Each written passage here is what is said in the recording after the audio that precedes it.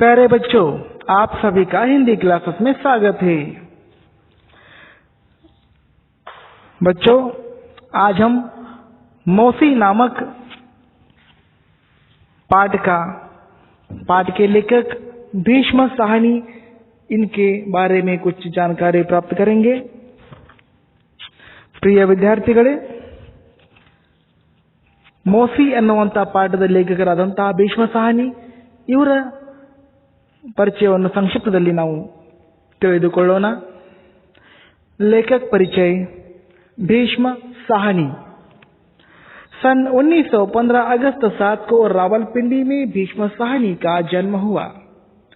सन 1915 August 7 ರಾವಲ್ಪಿಂಡಿಯಲ್ಲಿ Bhishma ಸಾಹನಿಯವರ ಜನ್ಮವಾಗುತ್ತದೆ। MA PhD तक इन्होंने शिक्षा पाई है। MA PhD वರೆಗೂ ಕೂಡ ಇವರು ಶಿಕ್ಷಣವನ್ನು ಪಡೆದಿದ್ದಾರೆ। साहनी जी हिंदी, अंग्रेजी, संस्कृत, रूसी, पंजाबी आदि भाषाओं के ज्ञाता है।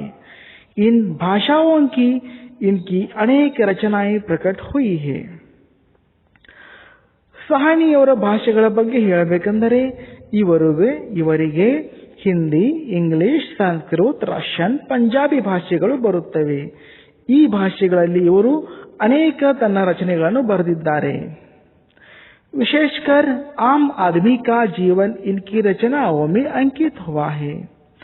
ವಿಶೇಷವಾಗಿ ಹೇಳಬೇಕೆಂದರೆ ಸಾಮಾನ್ಯ ಮನುಷ್ಯನ ಜೀವನವು ಇವರ ಒಂದು ರಚನೆಗಳಲ್ಲಿ ನಾವು ನೋಡಬಹುದು, ಬರಹಗಳಲ್ಲಿ। झरोखे, कड़ियां, तमस, बसंती आदि अनेक उपन्यास है। ಈ ನಾಲ್ಕು झरोखे, कड़ियां, तमस, बसंती ಇವು ಇವರ ಕಾದಂಬರಿಗಳು। भाग्यरेखा, भटकंती, राख, वांचू, शोभायात्रा आदि कहानी संग्रह है। विद्यार्थिಗಳೇ, ಇವರ ಕಥೆ ಸಂಗ್ರಹಗಳು भाग्यरेखा, भटकती, राख, वांचू, शोभायात्रा। भीष्म साहनी जी ने जीवनियां भी लिखी है। यथा भाई बलराज, अपनी बात, अनेक ಜೀವನ ಚರಿತ್ರೆಗಳನ್ನು ಕೂಡ ಬರೆದಿದ್ದಾರೆ। ಅಲ್ಲಿ ಯಥಾಬಾಯಿ ಬಲರಾಜ್ ಹಾಗೂ ಅಪ್ನಿ ಬಾತ್ ಇವು ಜೀವನಿಯಾಗಳು। कबीरा खड़ा बाजार में, माधवी, मुआवजे आदि ನಾಟಕ है। ಇವರು ನಾಟಕ ಸಾಹಿತ್ಯವನ್ನು ಕೂಡ ಬರೆಯುತ್ತಾರೆ। ಅದರಲ್ಲಿ ಅಂದರೆ ಕಬೀರಾ ಖಡಾ ಬಾಜಾರ್ ಮೇ, ಮಾಧವಿ ಹಾಗೂ ಮುआवजे ಇವು ನಾಟಕಗಳು। साहनी जी शिरोमणि पुरस्कार, साहित्य अकादमी पुरस्कार, सोवियत लैंड नेहरू पुरस्कार आदि से शोभित है। ಇವರ ಈ ಸಾಹಿತ್ಯ ಸೇವೆಗಾಗಿ ಅನೇಕ ಪುರಸ್ಕಾರ ಸನ್ಮಾನಗಳು ಸಿಕ್ಕಿವೆ। ಅದರಲ್ಲಿ ಪ್ರಮುಖವಾದಂತವುಗಳೆಂದರೆ ಶಿರೋಮಣಿ ಪುರಸ್ಕಾರ, ಸಾಹಿತ್ಯ ಅಕಾಡೆಮಿ ಪುರಸ್ಕಾರ, ಸೋವಿಯತ್ ಲೈಂಡ್ ನೆಹರು ಪುರಸ್ಕಾರ ಇತ್ಯಾದಿಗಳು। ವಿದ್ಯಾರ್ಥಿಗಳೇ, ಈಗ ನಾವು ಮೌಸಿ ಅನ್ನುವಂಥ ಪಾಠವನ್ನು ಒಂದಿಷ್ಟು ಭಾಗ ಈಗ ನೋಡೋಣ। ಮೌಸಿ, ಭೀಷ್ಮ ಸಾಹನಿ, ಸಂಕಲಿತ ಅಂಶ। ಈ ಪಾಠವು ವಿಸ್ತಾರಿತವಾಗಿದೆ। ತಮ್ಮ ಅಧ್ಯಯನಕ್ಕಾಗಿ ಇಲ್ಲಿ ಸಂಕ್ಷಿಪ್ತವಾಗಿ ಪಾಠವನ್ನು ಸಂಕ್ಷಿಪ್ತಗೊಳಿಸಿಕೊಟ್ಟಿದ್ದಾರೆ। आशय। प्रस्तुत पाठ में मौसी के निस्वार्थ सेवा मनोभाव का चित्रण है। इस कहानी से बच्चों को परोपकार, बड़े बुजुर्गों के प्रति आदर और असहायकों की मदद करने की प्रेरणा मिलती है। ವಿದ್ಯಾರ್ಥಿಗಳೇ, ಈ ಒಂದು ಪಾಠದಲ್ಲಿ ನಿಸ್ವಾರ್ಥ ಸೇವೆಯ ಮನೋಭಾವನೆ, ಪರೋಪಕಾರದ ಭಾವನೆ, ಹಿರಿಯರಿಗೆ ಗೌರವವನ್ನು ಕೊಡುವಂಥ ಭಾವನೆ ಬರುತ್ತದೆ। ವಿದ್ಯಾರ್ಥಿಗಳೇ, ಮೌಸಿ, ಹಿಂದಿಯಲ್ಲಿ ಮೌಸಿ ಅಂದರೆ ಒಂದು ಸಂಬಂಧ। ಯಾವ ರೀತಿ ಸಂಬಂಧ? ತಾವು ಚಿಕ್ಕಮ್ಮ ಅಂತ ಕರೆಯುತ್ತೀರಿ, ತಾಯಿಯ ಸಹೋದರಿ, ಅಕ್ಕ ಇರಬಹುದು, ತಂಗಿ ಇರಬಹುದು, ತಾಯಿಯ ಅಕ್ಕ ಅಥವಾ ತಂಗಿ, ಸಹೋದರಿ, ಅವರಿಗೆ ಮೌಸಿ ಎಂದು ಕರೆಯಲಾಗುತ್ತದೆ।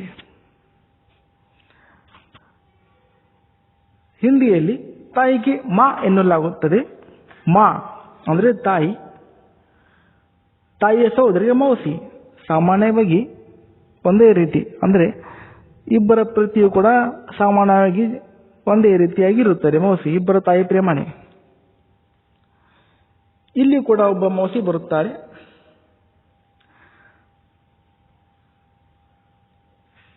उस औरत को सभी मौसी कहकर पुकारते थे, बच्चे भी और बड़ी उम्र के लोग भी. मौसी सबको माँ के जैसे प्यारी बनी थी. सबके सुख दुख के समय में साथ देती थी. बच्चों के लिए तो वह सेवा की मूर्ति बनी थी. ನೋಡಿ ವಿದ್ಯಾರ್ಥಿಗಳೇ, ಎಲ್ಲರೂ ಆಕೆಯನ್ನು ಮೌಸಿ ಎಂದು ಕರೆಯುತ್ತಿದ್ದರು. ಚಿಕ್ಕ ಮಕ್ಕಳು ಕೂಡ, ಆ ಮಕ್ಕಳ ತಂದೆ ತಾಯಿ ಅಜ್ಜ ಅಜ್ಜಿ ಹಿರಿಯರು ಎಲ್ಲರೂ ಕೂಡ ಆ ಒಂದು ಸ್ತ್ರೀಯನ್ನ ಮೌಸಿ ಅಂತಲೇ ಕರೆಯುತ್ತಿದ್ದರು. ಈ ಮೌಸಿಯು ಎಲ್ಲರಿಗೂ ತಾಯಿಯ ರೀತಿ ಪ್ರೇಮವನ್ನು ನೀಡುತ್ತಿದ್ದಳು. ಎಲ್ಲರ ಸುಖ ದುಃಖದ ಸಮಯದಲ್ಲಿ ಎಲ್ಲರಿಗೂ ಜೊತೆಯಾಗಿರುತ್ತಿದ್ದಳು ಈ ಮೌಸಿ. ಮಕ್ಕಳಿಗಾಗಂತೂ ಸೇವೆಯ ಮೂರ್ತಿಯೇ ಆಗಿದ್ದಳು ಈ मौसी. प्रतिदिन दोपहर होते होते मौसी स्कूल के फाटक पर पहुंच जाती थी. ಪ್ರತಿದಿನ ಮಧ್ಯಾಹ್ನ ಆಗುತ್ತಿದ್ದಂತೆ ಈ ಮೌಸಿಯು ಶಾಲೆಯ ಗೇಟ್ ಬಳಿ ಹೋಗಿ ನಿಲ್ಲುತ್ತಿದ್ದಳು. ಸ್ಕೂಲ್ ಕೆ ಫಾಟಕ್ ಅಂದ್ರೆ ಸ್ಕೂಲಿನ ಗೇಟ್, ಅಲ್ಲಿ ಹೋಗಿ ನಿಲ್ಲುತ್ತಿದ್ದಳು. जैसे ही छुट्टी की घंटी बजती वैसे ही बच्चे भागते हुए बाहर निकलते और मौसी के कंधों पर अपने अपने बस्ते डाल देते. ಯಾವ ರೀತಿ ಮಧ್ಯಾಹ್ನ ಶಾಲೆ ಬೆಲೆ ಹೊಡೆಯುತ್ತಿತ್ತೋ, ಶಾಲೆಯ ಗಂಟೆ ಡನ ಡನ ಡನ ಡನ ಎಂದು ಬಾರಿಸುತ್ತಿತ್ತೋ, ಆಗ ಎಲ್ಲ ವಿದ್ಯಾರ್ಥಿಗಳು ಶಾಲೆಯಿಂದ ಓಡೋಡಿ ಹೊರಗೆ ಬರ್ತಿದ್ದವು. ಹೊರಗೆ ಬಂದಿದ್ದ ಮಕ್ಕಳು ಮೌಸಿ ಬಳಿ ಬರ್ತಿದ್ದವು. ಗೇಟ್ ಬಳಿ ಇದ್ದಂತ ಮೌಸಿ ಬಳಿ ಹೊರಗೆ ಬಂದಾಗಲೇ ವಿದ್ಯಾರ್ಥಿಗಳು ಏನು ಮಾಡ್ತಿದ್ದ ಅಂದ್ರೆ, ಆ ಮಕ್ಕಳು ತನ್ನ ಎಲ್ಲಾ ಸ್ಕೂಲ್ ಬ್ಯಾಗ್ ಅನ್ನು, ಟಿಫನ್ ಬಾಕ್ಸ್ ಅನ್ನು ಕೂಡ ಈ ಮೌಸಿಯ ಹೆಗಲಿಗೆ ಹಾಕುತ್ತಿದ್ದರು. ಅಂದ್ರೆ ಮೌಸಿ ಆ ಮಕ್ಕಳನ್ನ ಸ್ಕೂಲಿನಿಂದ ಕರೆದುಕೊಂಡು ಹೋಗಲು ಬರುತ್ತಿದ್ದಳು ಅಂದಂಗಾಯಿತು. मोहल्ले के सभी बच्चे उसे घेरे रहते थे. ಮೊಹಲ್ಲಾ ಓಣಿ, ಓಣಿಯ ಎಲ್ಲಾ ಮಕ್ಕಳು ಕೂಡ, ಅಂದ್ರೆ ಆ ಮೌಸಿ ಇರುವಂತ ಓಣಿಯ ಎಲ್ಲಾ ವಿದ್ಯಾರ್ಥಿಗಳು ಕೂಡ, ಮಕ್ಕಳು ಕೂಡ ಆ ಮೌಸಿಯನ್ನು ಸುತ್ತುವರಿದುಕೊಂಡು ನಿಂದಿರ್ತಿದ್ರು.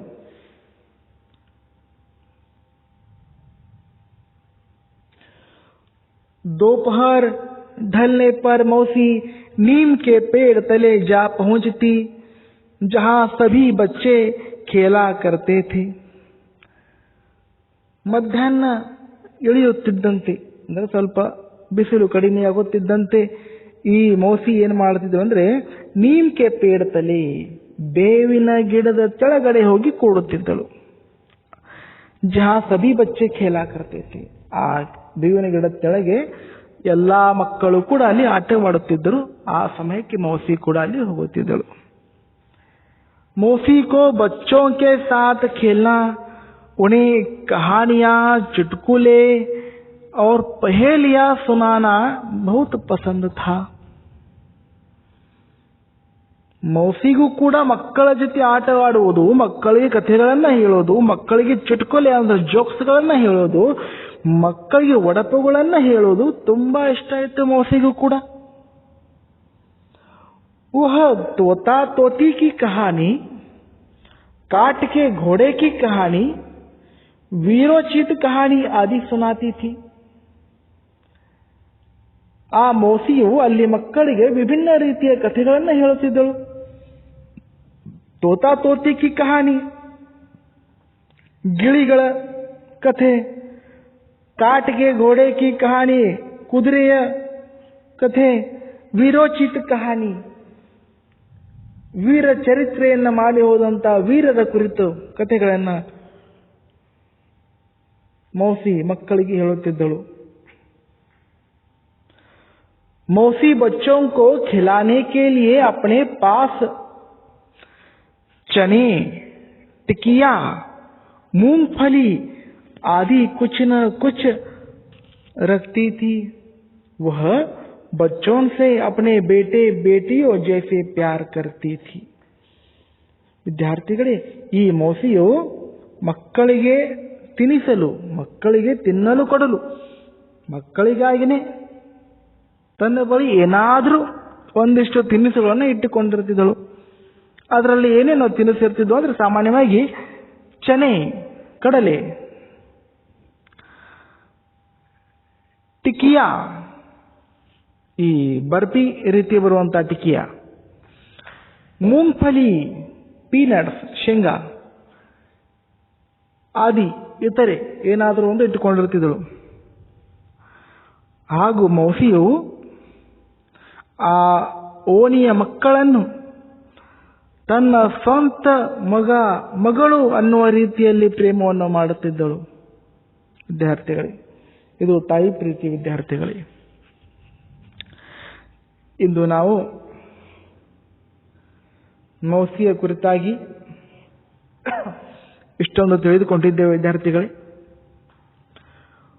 ಮುಂದಿನ ಭಾಗದಲ್ಲಿ ಇನ್ನಷ್ಟು ಮಾಹಿತಿಯನ್ನು ನಾವು ಮೌಸಿಯ ಕುರಿತಾಗಿ ತಿಳಿದುಕೊಳ್ಳೋಣ. ಅಲ್ಲಿವರೆಗೂ ತಾವು ಈ ಪಾಠಗಳನ್ನು ಓದಿ. ಧನ್ಯವಾದಗಳು.